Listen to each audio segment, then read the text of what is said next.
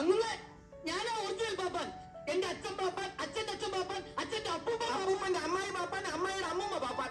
ഇങ്ങനെ നടന്ന് പിച്ചും പേയും പറയാൻ സ്ഥലം കാലിയാക്കി. ഈ കളിയിൽ നീ വിജയിച്ചത് കരുതുന്നതാ. എനിക്ക് പാപ്പാനായില്ലെങ്കിൽ വേണ്ട. 24 മണിക്കൂറിനകം നീ പാപ്പാനുള്ള ഒരു കോപ്പമല്ലെന്ന് ഈ ലോകത്തിന്റെ മുമ്പിൽ ഞാൻ തെളിയിച്ചിരിക്കും. നീ എന്ത് വിളിച്ചു കൂവിട്ട് ഒരു കാര്യമില്ല. മതവിളകി നിന്ന് കൊലകൊമ്പനെ തളച്ച ഈ ശങ്കരൻകുട്ടിയാണ് ഇപ്പൊ ഇവിടെ എല്ലാവരുടെയും മനസ്സിലുള്ള പാപ്പാൻ ശങ്കരൻകുട്ടി. ആനകളെ ABCD അറിഞ്ഞാത്ത നീ കൊലക്കൊമ്പനെ തളച്ചല്ലേ? തളക്കേണ്ടി വന്നു. നമുക്ക് കാണാം. കാണാം. ഞാനിപ്പോ പോകുന്നു, അതാ നല്ലത്. പക്ഷെ ഞാൻ തിരിച്ചു വരും.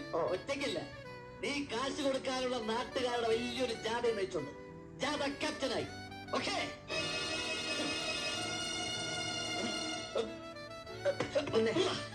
ഞാൻ പറഞ്ഞ നിനക്ക് ഫീൽ ചെയ്തില്ലേ? എനിക്കൊരു ഫീലിംഗും ഇല്ല. അല്ല, നിന്റെ മുഖം കണ്ടാൽ അറിയാം. വല്ലാത്ത അമർഷവും വിഷമവും ഉണ്ട് നിനക്ക്. ഒന്നും തോന്നരുത്.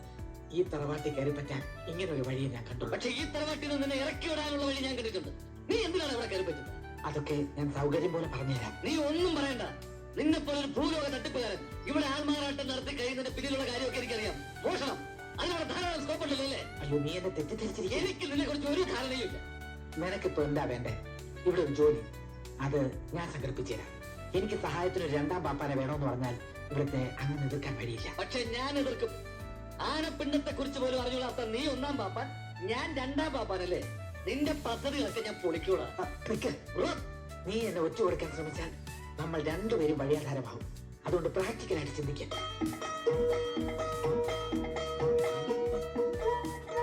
ശരി, ചില ഉപാധികളോടെ ഞാൻ സമ്മതിക്കാം. 1ാം പാപ്പാന്റെ ശമ്പളം എനിക്ക്, 2ാം പാപ്പാന്റെ ശമ്പളം നിനക്ക്. അത്രേ ഉള്ളൂ. അത് ഞാൻ ഏറ്റു. 1ാം പാപ്പാന്റെ ശമ്പളം എനിക്ക്, 2ാം പാപ്പാന്റെ ശമ്പളം നിനക്ക്. അതെ. കൂടിയ ശമ്പളം നിനക്ക് തന്നാ പോരെ? ആ, ഞാന് അങ്ങന്റെ അടുത്തൊന്ന് പറഞ്ഞ് സമ്മതിപ്പിച്ചിട്ട് വരാം.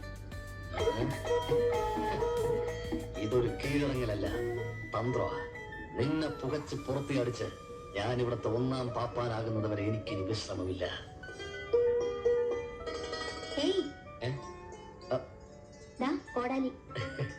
ആനയെ മേയ്ക്കാൻ കോടാലിയുടെ ആവശ്യമില്ല. എന്റെ കയ്യിൽ തോട്ടിയാണ്. പക്ഷെ തോട്ടിയോട് വിറക് കീറാൻ പറ്റില്ലല്ലോ. എന്താ ഉദ്ദേശം മനസ്സിലായില്ല? ആദ്യം ഈ വിറക് മുഴുവൻ കീറിയിട്, എന്നിട്ടാവാൻ സംസാരം.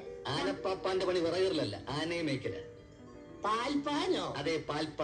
ഇതായിരുന്നു. പുറംപണിയൊക്കെ താൻ അസലായിട്ട് ചെയ്യുമെന്ന് ശങ്കരൻകുട്ടി പറഞ്ഞുകൊണ്ട് മാത്രമാണ് തന്നെ ഇവിടെ നിർത്താൻ അങ്ങനെ സമ്മതിച്ചത്. പുറംപണിയോ?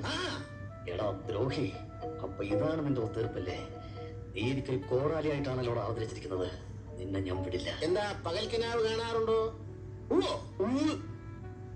ഈ വിറക് കീറിട്ട് വേണം തേങ്ങ പതിക്കാൻ. വിറക് കീറാനും തേങ്ങ പതിക്കാനുമേ ഞാൻ ഇവിടുത്തെ വേലക്കാരനല്ല, പാപ്പാന്. അങ്ങനെ ഈ പാപ്പാന്റെ കൂടി ആവശ്യം ഇവിടെ ഇല്ല. തന്റെ വീട്ടിലെ കഷ്ടപ്പാട് ആലോചിച്ചിട്ടാ തന്നെ ഇവിടെ പണിക്ക് നിർത്തിയത്. എന്റെ വീട്ടിൽ അങ്ങനെ വലിയ കഷ്ടപ്പാടൊന്നും ഇല്ല.